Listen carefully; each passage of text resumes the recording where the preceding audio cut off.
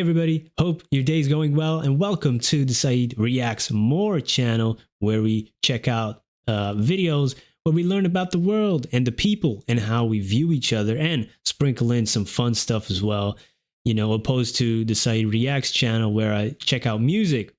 But let's see where this channel takes me. When I started the music channel, it took me into directions I never expected because of the viewers and send me stuff to check out, and you know, we're gonna let it go organically and see where it takes us.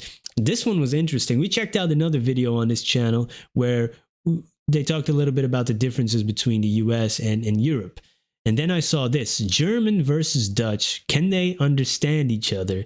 And this is the Netherlands, Belgium, Germany, Swiss, Austria. So countries where they speak Dutch and countries where they speak German. I'm from Belgium, from the Dutch-speaking part, or we call it Flemish. So it's basically the same as Dutch from the Netherlands, just with a different accent. The same as, you know, similar to UK and American English. So let's see how they do. Like in Germany, Swiss, and Austria, they speak German, of course, and a little bit of French in Swiss too, I believe. In Switzerland. Oh Lord, this is good. Great start for the channel, guys. Great start for the channel. Let's check this out. I will not explain that.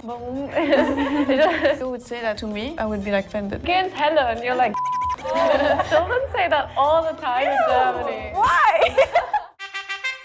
Hello. We speak Dutch, Netherlands, and we also speak Frisian, but then in one province, specifically in Friesland. In Belgium, we speak French, Dutch, or Vlaams, and then a little part of Belgium speaks German too. In Austria, we True. speak German. Forgot that. In Switzerland, we speak German, French, Italian, or Romansh. In Germany, we speak German. I would say Swiss German, I understand 100%. I just have to concentrate more. And when people speak Dutch, maybe I understand around 75 to 80%, like the context, but not literally all the words. But Germans I can also understand quite well. It's really hard for me to understand Austrian and Swiss German. I can understand, I'd say, through the context clues a lot, so like also 70 to 80% maybe. I would say similar, because I live pretty close to the Netherlands, so it's kind of a similar language. I speak German as well, not like super fluent, but on a good level. I live close to Germany as well, like 15 minutes from the border. So I would say German, like 80%, Flemish, probably 95. There are only a couple words that we differ in. Austrian German and Swiss German, that's a different level. Maybe like 50%, because the dialect is so strong. Really? I can understand maybe 95%. As for German, I think I just understand 50 maybe by the context. I understand some words, but then others I really don't. Interesting. 100%, I would say. It depends where the Austrian person is from. I've had some very brutal accents from that. And context, maybe. Yeah. Oh, for sure. Yo, that is true. I never knew, you know, I never thought about that, the German being different in those countries, but it makes sense. As I said, the Dutch that we speak here is different from the Dutch in the Netherlands, and also the French that we have in Wallonia. Wallonie is different from the French in France. You know, not much different, but there's a difference. So of course it makes sense that the German is different too. See, that's you just don't think about the stuff, but it's obvious. And of course, where you are from in the country is a different too, because you know we have different accents. The part where I'm from in Belgium, they usually subtitle our Flemish because we have such a strong accent. We get subtitled everywhere. Hey, God. Yeah, you know, that's the West Flanders, we call it, and it's a whole different type of language. And the person from the Netherlands talked about Friesland. That's a different type of Dutch too that I don't understand. And the people who live close to the German border have a different accent too. I used to have a boss who speaks that type of, if he does that dialect, I couldn't understand it either. So it's closer to German almost. Very interesting, man. We're learning stuff already. Hi, ik ben Yara, ik ben 27 jaar oud, ik kom uit Nederland en En ik speel graag tennis. Don't ask me what she said.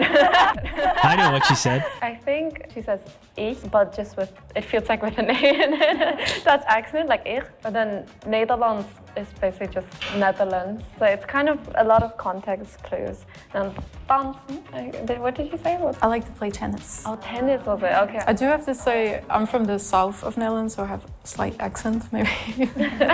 Doesn't make it easier. If you would have said that to me, I could have gone with the context clues. I could have understood. Hallo, ik ben Olivia, ik ben ook 27 jaar en ik hou van reizen. Except the last sentence. You have a rabbit? No, That's what I thought. Wait, say it again. ik hou van reizen. You like to read. See, even I don't know. This is like the word that differs for us. Travel. A travel. Yeah. Reis. I do have to say, she said ik hou van reizen, but I believe her primary language is French. But she speaks pretty good Flemish, but I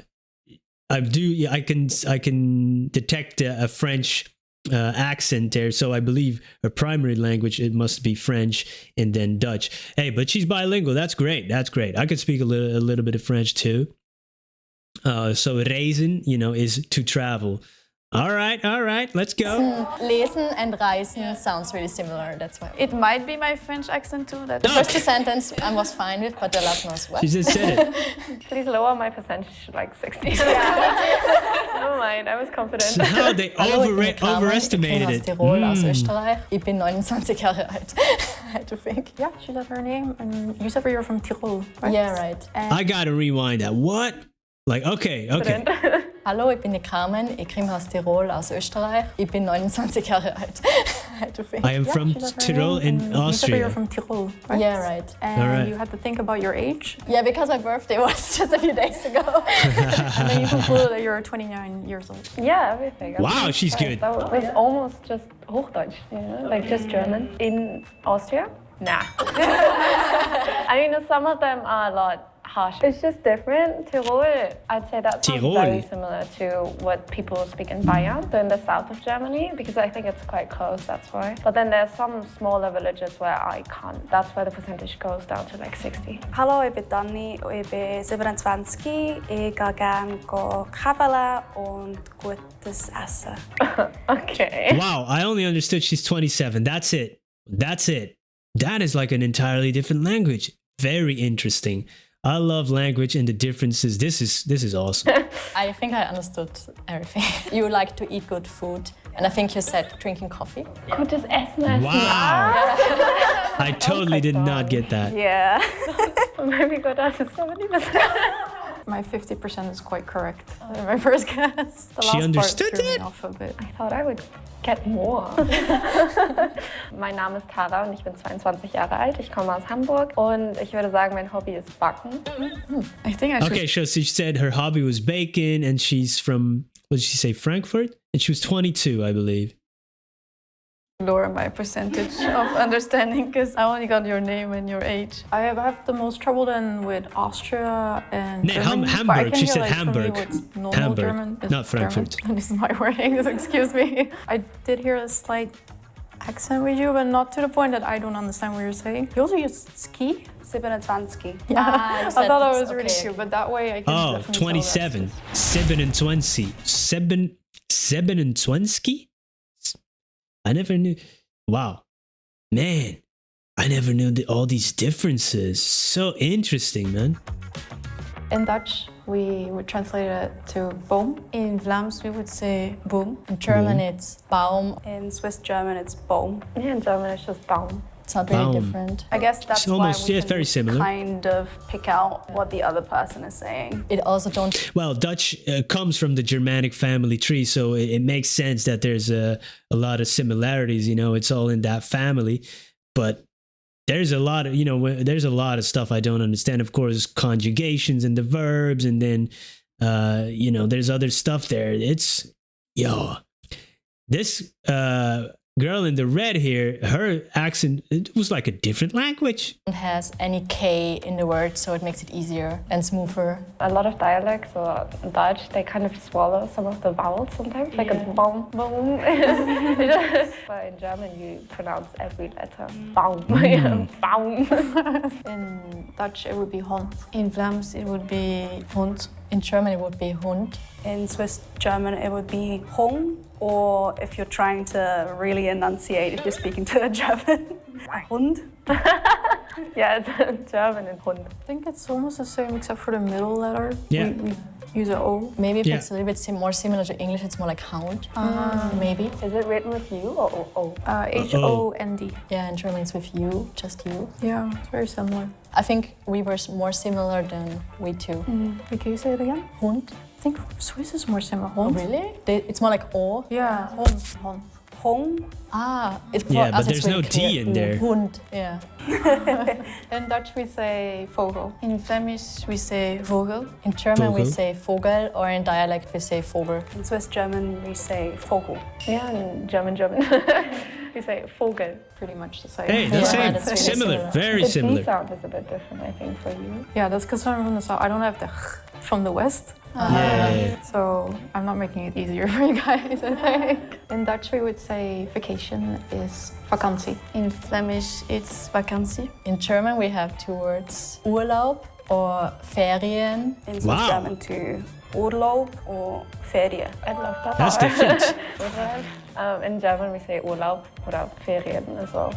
That sounds more similar to another word we have here called verlof, which is also like taking a leave of absence, verlof, oorlob. That sounds similar to that word.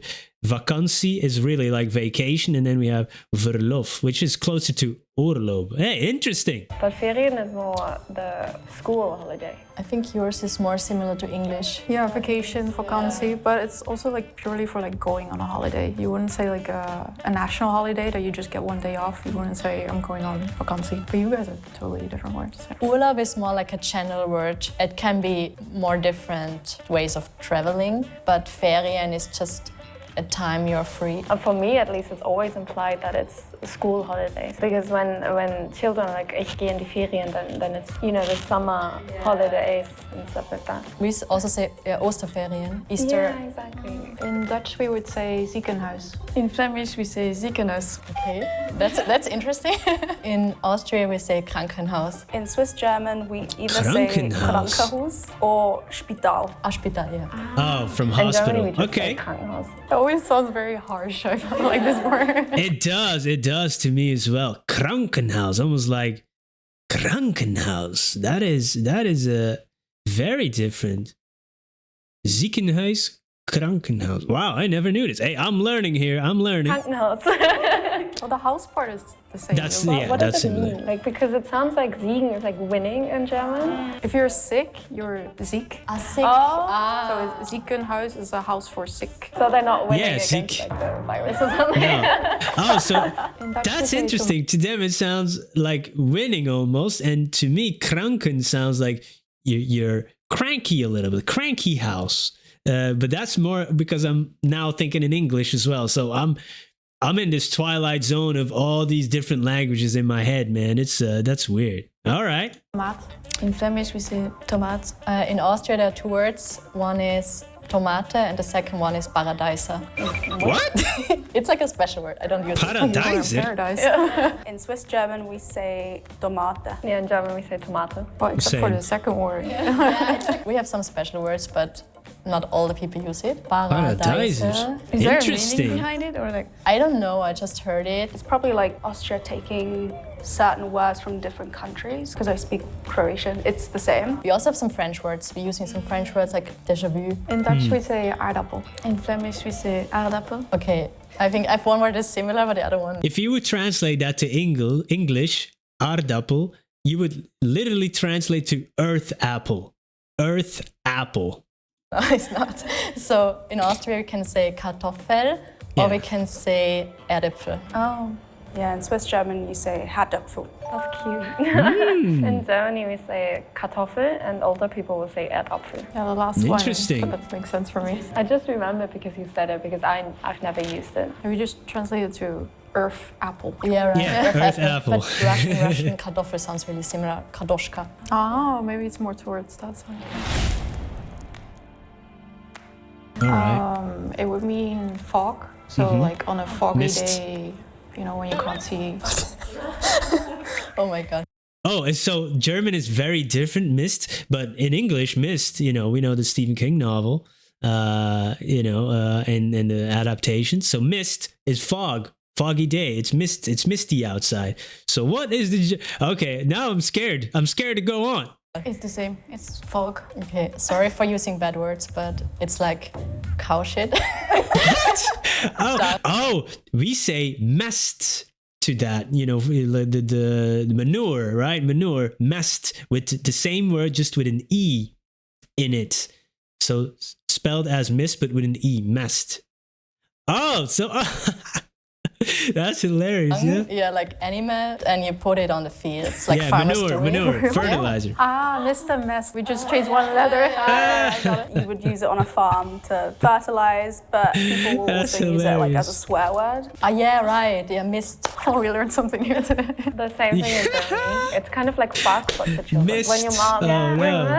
wow, mist. I think I haven't said that word in years, but like you will hear children that are wastrel. You'll be like, oh my god, mist. There's a worse word, It's but like, this is like more for kids. Yeah. Very different. We're talking about the weather. They're doing something completely different. I'm gonna use that now when I come back to Belgium. Mist. When I swear. I'm gonna pay attention to it if I hear it. Yeah. I think it's more like English word, because first I thought it's written in English and it means fog. Yeah, I wasn't sure either if it was English or not. I think it comes from the English. Oh. That took me a second. I don't think we have that official word. It's more like when you sit down, puff. Yeah, puff, puff. No, we don't have puff over here. Puff. There's a puff daddy, but that's something else right there. Yeah, otherwise it doesn't mean We're not gonna get into that. Yeah, it's like a house for prostitutes. We say like What? bordel. Bordel. Yeah. Bordel, German, bordel. it means that, but also something is messy. In Italy they use the same in South. In northern Italy they use the same. I heard it before. Very contextual. Bordel. I'm thinking if we use it for anything else but like a prostitute house. I think the only thing is like to make like a sound effect, like poof. Yeah. Doesn't mean anything. Cecil. It means this chair. Really? Yeah, a TV chair. How- If it's just more like this, it's like Stuhl. You say Stuhl. Stuhl. But Yeah. this is more like for, like an armchair, yeah. All the English. Oh, we say zetel, to like a sofa, like a couch. Zetel, Cecil, that's pretty close. And stoel is Stuhl. Yeah. All right, that's close. Yeah, in Dutch doesn't mean anything. It's the English word for Kunst. In Swiss Art, German, Kunst. like what kind?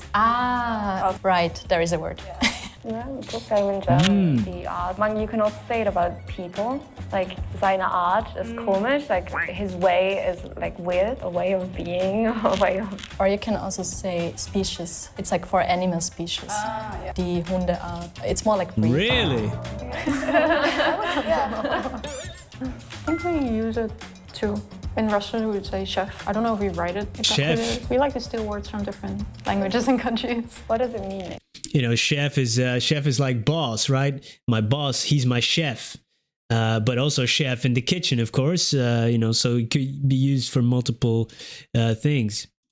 It's like in the kitchen when one cooking is a chef. Might be French, maybe not. I don't know. Maybe it's English derivative. I think it's a French word. Yes, chef, when something needs to be done. Yeah, that was chef. really confusing because in English it means like somebody who's cooking, but actually in German it means boss. And we Yeah, would write Belgium it with too, capital Belgium C, too. not with yeah. To be correct. Actually. The rat. Is it wheel? No, that would be with a D then. Like the Rat. Ferris wheel would be Yeah, with a D. just a With a rat. T would just mean like the rats. Ah, the animal. Okay, so it's the English word. It's just pronunciation, but you write it exactly the same. Okay. I think Rat. in Flemish we take a lot of French words. In French it's also rat, same. For me, it's an English word, so like this, it doesn't exist in German. In Swiss Interesting. German, when it's written like that, I don't think it would be spelled like that, but pronounced that. Like she mentioned earlier, it's like to give advice. Rat. Yeah, but you have to add something. Yeah, like- Raten. Ich rate dir. Oh, I mean, the actual word Rat would just be advice. Obviously, Rat geben, Rat nehmen. Yeah, but you have to write it with capital R, so I was confused by that. Actually, grammarly incorrect. Oh yeah, in German there's a lot of words that you have to write with a capital letter. I think here we just have place names and names, but in German you also have other words that have to be capitalized. I think. My wife would know this. She had German in school. I dropped out before before I ever got to that. Yeah, just English. I don't think we have a word for that. If you would write it with small letter, sorry, I'm really sorry, but Grammar with police. small letter, it would mean light. I feel like she's more German than I am. It's giving German. I'm a German tutor, so Oh. In Swiss German too, that would mean it's like bright. yeah, bright light. Yeah. Yeah, same. If I would read it as an English word, in German it would be Hölle. So someone Interesting. is like in German, like geh ins Hölle, you're like, oh, go to hell. Is that what it means? Is that what you would understand? Or if you remove one L, it's the same. But if you would say that to me, I would say, ooh, I would be like a bit offended. Geh ins Hölle, and you're like, I will not explain that. Yeah, for us Puppen. it just means That means dolls. Just the plural of doll. Doll, dolls. Pop is a doll. Poppen. You could use it for different things. Poppen. There's yeah. We'll see what they say. dolls, like Barbie dolls or Same here, it's like a Barbie doll or... basically having sex. I thought so. I thought guess so. a bit more childish to say it in a way. Die Poppen, I don't think an adult will say that, but children will be like, haha, die Poppen. Hey. Children say that all the time. in German. Really? Germans use it more often than Children are Austrians. popping? Yeah, What we the have hell's so going many on? words, but I No. don't know this, so we don't use Oh this no. often. It's like when children want to say they're having sex. Why are children saying that? Yeah. What's happening? But I understand why you thought it's dolls, because the German word is really similar. It's Puppe or Puppe, and it's like the plural form. So it makes sense that you. Interesting. I learned something new. yeah, I'll never use the word poppen. But how she pronounced poepen. Hey, my Flemish and Dutch speakers out there. We if you know, you know. Poepen. If you know, you know. I think you can see that many words from your countries are similar to English words. I think it had the influence, right, of England, or like English language. I see a lot of similarities with German words, but also English word and then some French words in there It's all too. Germanic mixed. Germanic Yeah, family it's tree, ours. man. We have a language in Germany which is called Altdeutsch, which no one speaks any. Well, you can learn it still, but that one is super similar to Dutch. Yeah, I think that's where it comes from for us as well. Yeah. That only existed in Austrian German and my German, but not in Swiss German. So that's kind of interesting. Maybe I just don't know about poppen.